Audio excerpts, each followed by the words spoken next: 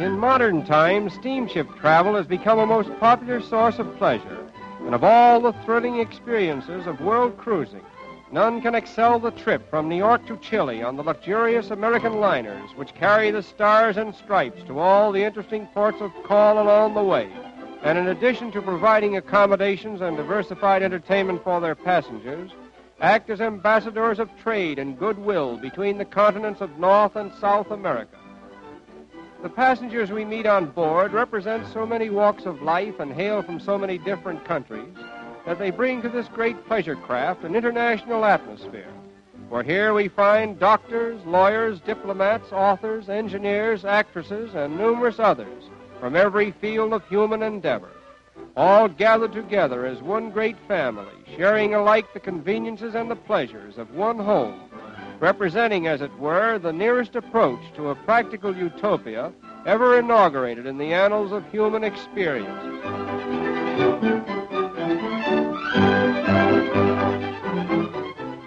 In all our world travels, nothing has brought us greater pleasure or more friends than life on board these luxury liners, and we feel highly indebted to the great steamship companies who have contributed so much to the comfort and pleasure of modern travel and the consequent enlightenment of mankind. And now our great ship is sailing into the harbor of Valparaiso, chief seaport and gateway to Chile, that enterprising republic which has enthusiastically joined with Colombia, Ecuador, Bolivia, and Peru in attracting the stream of trade and travel to the west coast of South America.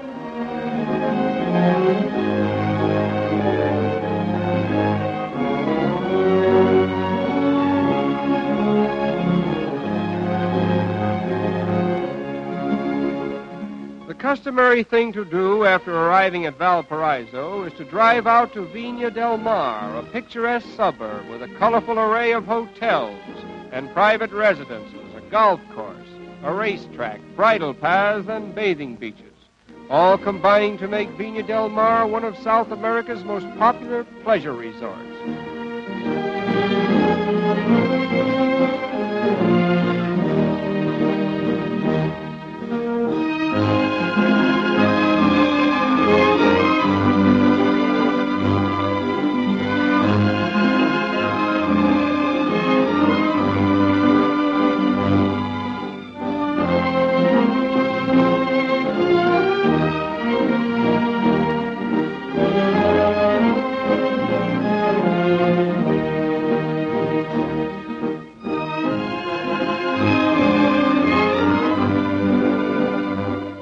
At the casino, with its very sophisticated cosmopolitan flair, roulette and practically every other game of chance may be played. This imposing building also contains a library and a ballroom, as well as palatial dining rooms, and a theater which will seat 1,200 persons. Miramar, Cancun, and several other bathing beaches help to make Viña del Mar the Lido of South America, and a happy rendezvous for globetrotters from all parts of the world.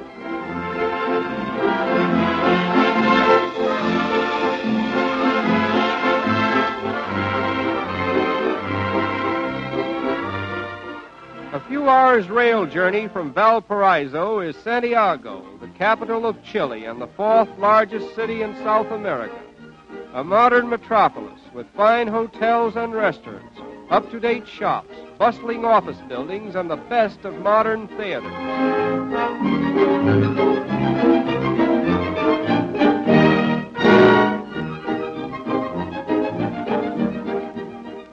The Union Club is one of the most famous of its kind in South America, and its membership list reads like the who's who of an international institution.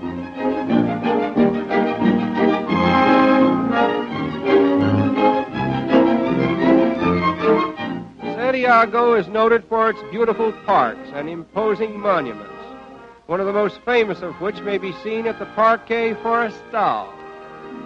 The Alameda de las Delicias is the famous promenade of Santiago, where the younger set of the city enjoy the simple diversion of promenading in romantic settings that are reminiscent of old Spain. Chile is noted for its delicious fruits and wines, often used in preparing a popular native drink known as the Consuela cocktail, consisting of crushed peaches or crushed strawberries and champagne. Vying with the fruits are the flowers of Chile, which grow in profusion and produce an exquisite perfume.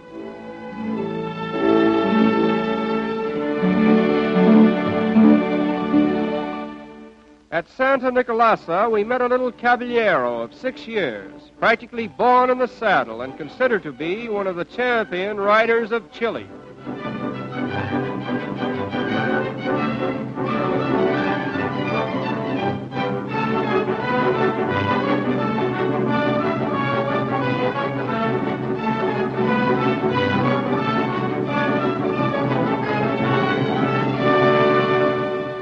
Among the early races which were dwelling in Chile at the time the Spaniards arrived were the Araucanian Indians, living in the section south of what is now Santiago. They were an aggressive, warlike people who successfully withstood the attacks of the invaders and held the distinction of being one of the few unconquerable races on the continent. The Araucanians were never brought into subjection by the Incas and were never conquered by the Spaniards. Throughout the warfare and invasions taking place in the early history of the continent, they managed to maintain their independence. Today, about 100,000 of these Indians are living in the neighborhood of Temuco, near the Chilean Lake District, calling themselves Mapuches, meaning people of the land. They are a peaceful, dignified people, engaged chiefly in agricultural and industrial pursuits, and are protected by law from exploitation. One of the most entrancing regions in all South America is the Chilean Lake District, which extends down the central valley of Chile from Temuco to the chain of southern lakes which stretch eastward into the Argentine.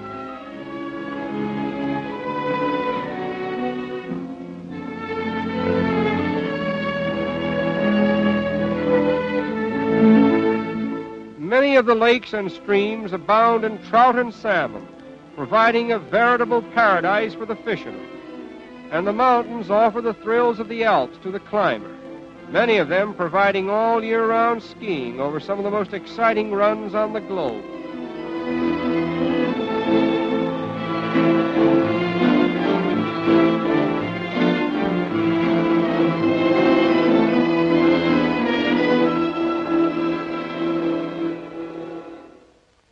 The crowning scene in this beautiful region is the snow-capped volcano, known as Osorno, or the Fujiyama of Chile.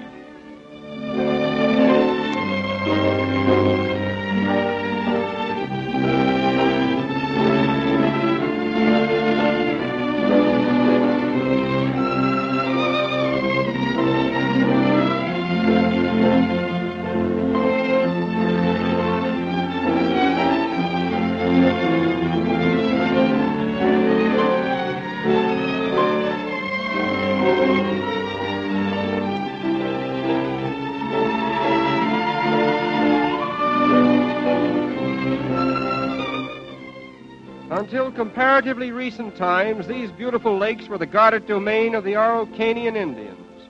But now, thanks to modern transportation by both sea and air, they are conveniently accessible to all travelers who would visit one of the world's most beautiful scenic attractions.